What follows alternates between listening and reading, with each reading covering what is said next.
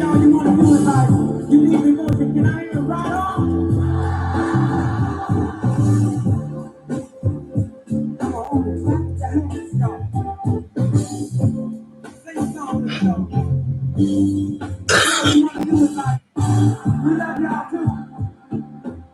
We believe there's anything, y'all, you want to do it like you need emotion. Can I hear it right on? Come on, clap your hands, y'all. All right, all right, all right, all right. Shalom, shalom, shalom. Grand Rising, welcome back for the second half of the morning mental. As you can tell, I have gotten everything out the way so I can hang out with y'all a little longer. I feel that it is time for us to go deeper. I feel that it's time for us to stop tiptoeing around the issue. I feel like that it's time for some hard teaching early this morning on the morning mental. I bid all of the people who consider themselves and know within their heart that they are one of the three of the elected chosen, or the children of the Most High. And I bid you shalom and I welcome you and I bid you a grand rising and greetings to all of you. Welcome to the second half of the morning mental. I think that it's time as we get closer to these final days that we do a little bit of hard teaching about some things that are roaming around in the back of your mind that you really didn't want to deal with. You know what I'm saying? It's like when you're moving from one house to another house, and there's that one piece of furniture that nobody wants to deal with. But you know, sooner or later, you got to deal with it. Brought to you with heavy IG interruptions. Don't let it throw you off. You know they're going to hate when I get too close and we start to elevate. Every time I start to call out the name of the Most High, every time I start calling out the name of Yahweh or Yahuwah, I say, you know, Jehovah Jireh, Jehovah Nisi. If I start to talk about Al Shaddai, if I bring up those names, all of a sudden, click, they pull the switch. But it must be a child of the Most High that works in the morning, because they don't do it in the morning. It's only when the darkness comes. It's only when they can hide under the cloak of darkness. So we're going to get into something really deep this next hour or so. It might take me an hour to get through it, but we got to deal with this because I'm starting to hear this, and I hear it, and once it reaches my ears, I got to deal with it. We don't let things slide by. We deal with the pink elephant in the room, and we're going to deal with the pink elephant in the room today. If I had to put a title on this one, it is either you faker than a $3 bill, or you need to check out the man in the mirror. Let me say that again. Either you faker than a $3 bill, or you need to check out the man in the mirror. Y'all ready? Let's go. You know, somebody said to me the other day, they said, Jay, if I'm not mistaken, I heard that you taught that Yeshua is in fact Jesus, and that all of us were under the spell of the slave master's church. I heard you said that, Jay. I heard you backed it up also by pulling out some of the books that were removed from the original set of holy books that came out of the deep sub-Saharan of Ethiopia, which, in case y'all don't know, is Africa. I heard you say that, Jay, and I looked at him and I said what I said, as written by the great I am that I am. What is your purpose and why have you come? Well, Jay, they said that you're against Christ, so therefore you must be the Antichrist. And I said, the Antichrist. If you don't understand what the Antichrist is, how can you accuse someone that you think that is? Like there's an old saying, it takes one to know one. So how can you make that accusation unless you know what the Antichrist is, not who it is? So let me dig into this a little bit, because some people out here do not understand that what we teach and talk about here surrounding the Most High, they always come back, what do you mean by the Most High? When someone wants to examine your theology, it's because it threatens theirs. First of all, the word anti means instead of and not against, as most people think. Go look it up for yourself. You will find out that the word anti means instead of and not against, as most people think. When I'm done, I want you to make a decision as to whether or not I fit the definition of the Antichrist. So, this man who will be directly controlled by Satan, or Satan, if you pronounce it correctly, is instead of Christ. He will be the devil's Messiah, as it were. He will have a brief but eventful reign in the earth lasting for 7 years from the beginning of the Great Tribulation. And in case you all don't know, the Great Tribulation started on September 21st, 2017, with the Great Eclipse. It ends with another Great Eclipse on April 21st, 2024, 7 years later, by another rare eclipse that will crisscross the United States like the last one did. Another historical 7 in a lifetime event, as that number says. This man will rise very fast on the world's political stage. He will attain tremendous power and influence. He will be the head of a confederacy of 10 extremely rich and powerful kingdoms. Notice it didn't say countries, it said kingdoms. He will be the most charismatic and eloquent of all leaders. The world will love him. He will talk peace, but will wage war. Most, but not all, will be deceived into thinking that he is the one who can bring peace to the world. How is this man going to gain such power? Goes on to say that most people in history who have risen to power quickly did so on the backs of some great catastrophe or some great situation.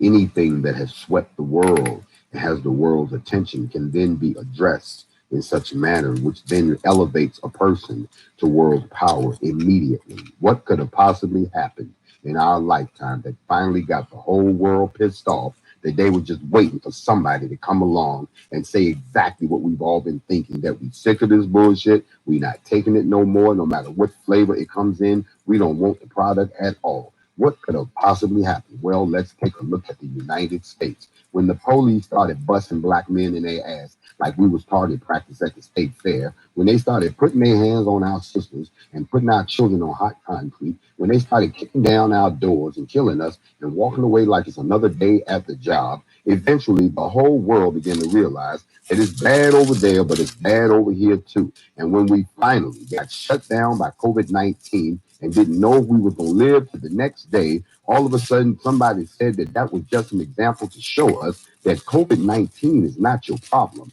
You have a bigger problem. But let me show you what a small problem looks like. COVID-19 is a small problem. You got a bigger problem that's going to be a lot more dangerous if you don't come up with a cure for it soon. So let me put y'all into a configuration. Let me put you into a position so you can receive the details of your condition.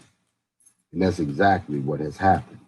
And now we come out of this quarantine into a different world. We come out into a new normal. And then all of a sudden, there's something that happens, some things that happen to Ahmaud Arbery. There's some things that happen George Floyd. There's some things that happen Breonna Taylor. There's some things that happened that was the last damn straw.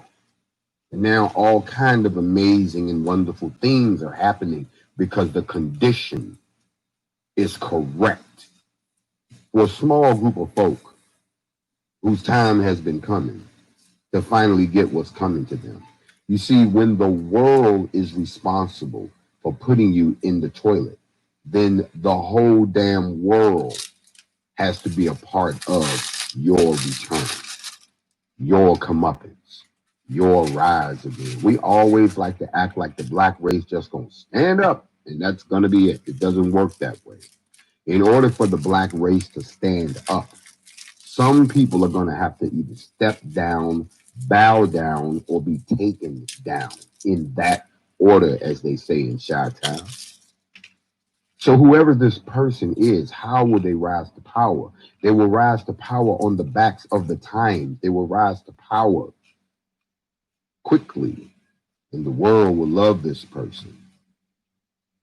Goes on further to say, so the Antichrist may well emerge as the man to lead the world in prosperity and peace after some global situation. One way or another, this man will gain unprecedented worldwide political and military power. Not only will he have wonderful presence and communication skills, he will have what seems like magical powers as well.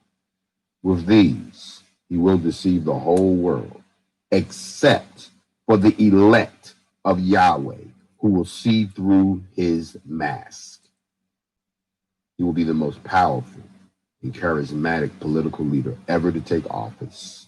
As a matter of fact, in his book, Dispensational Truth, Clarence Larkin said, and I quote, he will be a composite man, one who embraces in his character the abilities of Nebuchadnezzar, Alexander the Great, and Caesar Augustus. He will have the marvelous gift of attracting unregenerate men, the irresistible fascination of his personality, his versatile attainments, his superhuman wisdom, his great administrative and executive ability, along with his powers as a consummate flatterer, a brilliant diplomat, a supreme strategist, will make him the most conspicuous and prominent of all men and the most powerful that the ages have ever seen. But all these gifts will be conferred on him by Satan, whose tool he will be. Now, here comes the problem with all of that. When all of that is going on, and I'm glad somebody said it right there, Andrew Dwayne 501, you right on board. Come on, move to the front of the class. If you listen to the description of who the Antichrist is going to be, then you know for a fact that that idiot in the White House possesses none of those abilities. The individual that they're talking about is not someone who's in power right now. The individual that they're talking about will come from amongst you. The individual that they're talking about will be someone who has been with you all this time, and then they will change. They will undergo a transition. They will undergo a transfiguration. And then they will then emerge and rise very fast in power, in military might, but also that individual, and this is the most dangerous part about this whole exercise, y'all, is that you have to think for 2 seconds that in order for you to be the adversary of the Most High, you have to know almost as much as or equal to the Most High to be a worthy adversary. And for us here, us pitiful little creatures here on earth, that means that this individual knows the word just as well as Yeshua. This person knows scripture. This person understands the intimacies of the soul. This person understands the structure of the watchers and the Nephilim and spirits and demons. This person understands the temporary vessel and how you control and how you live and how you exist. He knows all those things. He is a worthy adversary. He has to go to battle with the Most High. And the Antichrist would be the person who is the alternative to Christ. Those of you all who profess not to believe in Christ, those of you all who profess that Jesus Christ was invented by the Council of Laodicea and Emperor Constantine as a rewriting of the original scriptures, those of you all who believe that the wool has been pulled over your eyes, then what would happen would be antichrist, anti-Christian. That means whatever direction you go in, you're being anti-Christian. So whoever comes along that galvanizes those people and pulls them together so that they can walk in their true purpose is truly the antichrist. Remember, the antichrist is only a threat to the Roman Catholic Church. The Antichrist was a threat to what Constantine set up. I'm getting real deep in here, and some of y'all scared to come on down here in the dark with me and see thus what is really going on. A lot of y'all want to walk the other way because it's safe, it's comfortable in their life. But when someone starts to make recommendations or makes insinuations that someone is the Antichrist or someone is the Messiah, you have to stop and peek back at the definition of what the Antichrist is and what the Messiah is. The Messiah is simply the messenger. I hate to blow y'all bubble, burst your bubble, but Here it is. Give me the pen, somebody. The messenger also means the agent. The agent is a messenger. Did you not know that? The agent is a messenger. A messenger is an angel. All of those words mean messenger. So whoever's bringing you the messenger, you should consider to be your Messiah because they brought you the message. They're not the savior. They're not the one who's going to, they're letting you know on behalf of he that will soon come that here's the official word straight from the roof, straight from the top. That's what the Messiah is. But the Antichrist will be equally as powerful, equally as gifted. And that individual will pull everyone away who doesn't want to hear the message because they figured out that in the middle of between the message, the messenger, and the Antichrist, somebody put some BS in the game and came up with a fake religion. And a lot of you all are dedicating the real energy that you should have so that you can line up with the Messiah. You're giving it to a fake. Remember, faker than a $3 bill. Or should you look at the man in the mirror? You know, it goes on to say that we are a lot like just how it was back then. They said that we should never become too comfortable in our riches because if we do, then we become idle. And once we become idle, there's three things that always rise to the top: pride, fullness of bread, and abundance of idleness. This is an accurate description of many countries in the Western Hemisphere today. Because we're so well off, we don't need Yahweh. That's how you feel. We are self-sufficient with fullness of bread, and as a result, an abundancy of idleness. I didn't say an abundancy of unemployment. I said an abundance of idleness. There's a difference. You know, many employers can't find people to fill a lot of job vacancies in spite of the fact that many millions are unemployed. This is because there is an abundance of idleness. Don't blame it all on the quarantine. Those are the same conditions which prevailed in a place called Sodom and Gomorrah before their destruction. And these are the conditions the Messiah told us to be on the lookout for. When we get to this point, this is when you should be on the lookout. But y'all ain't looking out. Y'all too busy hanging out. Okay, y'all too busy falling out. Y'all too busy acting out. Y'all doing everything out except looking out. Now, because of that, I have to realize, and I'm so glad I had to paint that picture for you, that it also says in the last days, there will be a group of people who will come along on behalf of the Most High, and they will begin to try to teach the people and bring them back to Yah so that they can become aligned correctly. But in the process of doing that, those people who get taught become evangelists themselves. They actually go out and start teaching other people. Other people. And then what happens is when the word starts to spread that there's this group of people out here spreading the word, not because they want to make them smart, because they need to know this to survive, they will begin to kill you. Remember, it says in the book of Revelation, before the release of the four horsemen, that it says that a lot of you all will be killed. It says that there'll be 12,000 from each one of the tribes, or a total of 144,000. 12,000. 12,000 from each tribe is supposed to get bit by this bug and start talking and start teaching. So don't sit there and think that when you start to see those people and say, that's the Antichrist, because the Antichrist has something that even I don't have, or at least I haven't shown you yet. And they said that he will work magic. They said that he will perform magic tricks. They say he will have someone in the religious community who will side with him. And that's how he will rise to power and ride the whole evangelistic wave. I don't see no Billy Grahams around here. Okay, I don't see any of these big mega church preachers standing around me. As a matter of fact, if you've been following me for a while, they won't come anywhere near me because I've taken the teeth out of the falsehoods, and they can't function without them. Mhm. But here, I want to dispel the rumor. I want to address the statements that I have said that I'm some Messiah. I never said that. Nobody can prove I ever said it.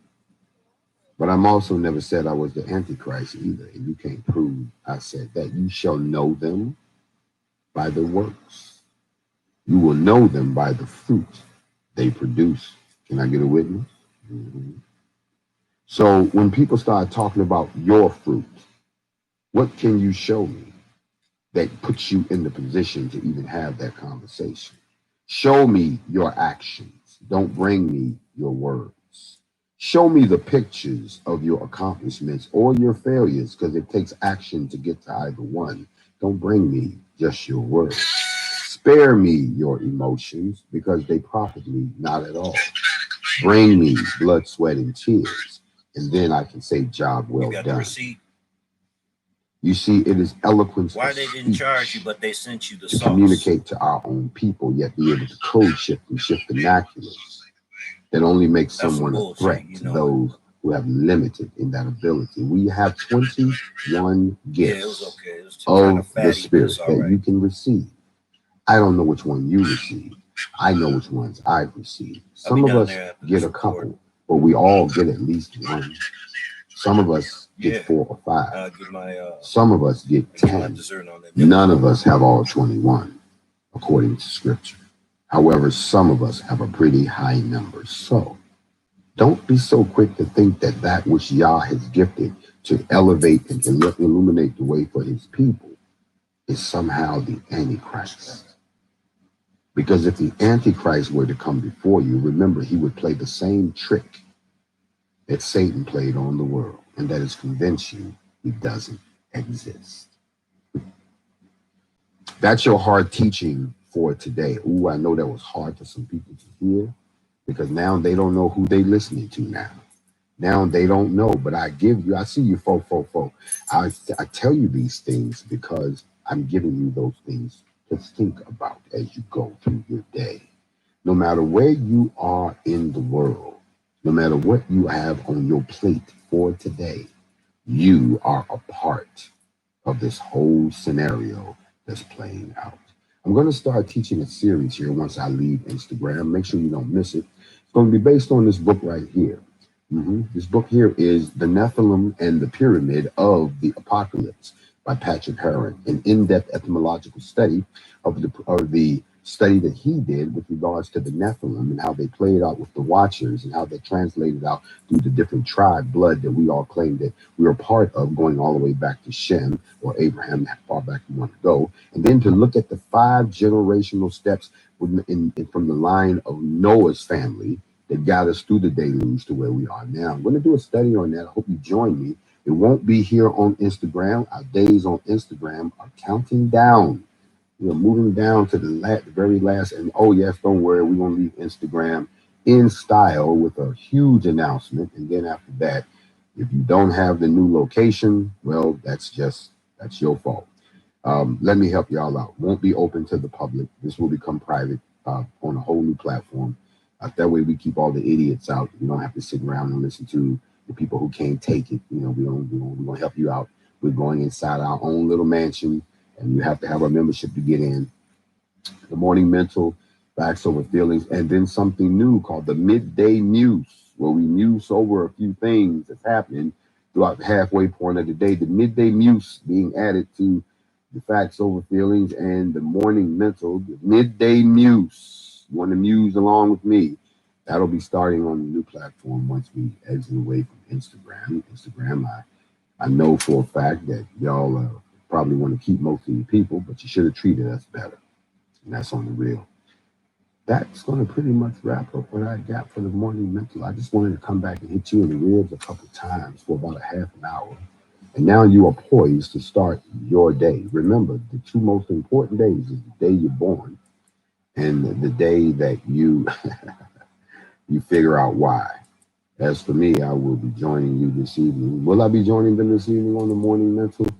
On the Patrick Field? Do I have another engagement? Am I on some some TV show or something. I'm not sure.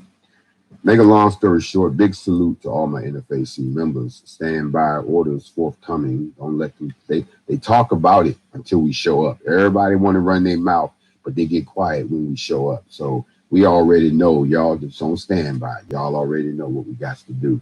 To all of my new commanders out there in the field, check in. I know y'all got something for me. And for all of you other people who don't understand how we operate, listen, ain't nothing on here that's not classified. We know what we're saying and we know what not to say. Big salute to everybody. I'll see y'all soon tonight for Facts Over Feelings, unless something else comes up. I'm not sure. If so, I'll let you know. But don't forget, we're getting daily notches of activity coming out of the all eyes on Bree situation. So we know they're working because then they got the window wide open telling us every little move they make. So when the clock winds down, it won't be like, we ain't told us nothing. That's not, they trying, they're doing exactly. They're exact. Somebody said, who you talking to, Jay? I'm being nosy. That's funny. You funny. It's a shame. If you was here, you'd know, but that's not the case. So anyway, I'll see you all later. I hope you all have a fantastic day. And by the way, one other thing, when you see somebody today that look like you, just walk up to them and say, bro, you know what? Everything gonna be all right. We're gonna be all right. Just let a brother or sister know that. You ain't gotta tell them why. Say, bro, we're gonna be all right. And let them hold your head up and stop walking around like, it's you got to be in this to win it. You got to love our people. You might not even know the next person. I ain't saying you got to go give them roses and all of that, but you can say, bro, we're going to be all right. Because unless we all devoted to each other, unless there's some emotion in this, we're not going to make it. And we got to make it this time. That's my morning mental. Don't be faker than a $3 bill. What you got to do is look at the man in the mirror. Stay devoted. I'll catch y'all later. Shalom. Mm-hmm.